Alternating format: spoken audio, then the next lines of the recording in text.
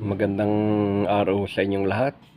Happy Teacher's Day pala sa mga kagaya kong guro na lubha pong napakahirap ang maging guro dahil ikaw ay tinitingnan ng mga bata at lahat ng impluensya ay magagawa mo sa bata dahil ikaw ay tinuturing na pangalawang magulang.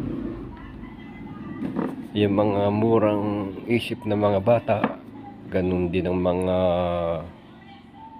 sa mga high school, sa elementary, sa high school, sila ay nakasandig o nakasalig sa mga tinuturo ng guro.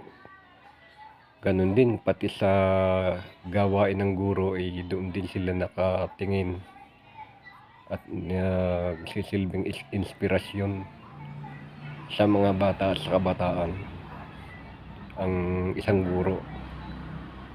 Kaya bagamat napakahirap pong maging guro, ay talagang ito ay isang napakadakilang layunin at dapat nating pangalagaan, lalo na ang ating reputasyon. Mahirap mawala ang ating reputasyon dahil tayo ay tinitingala. Happy Teacher's Day po. Yan.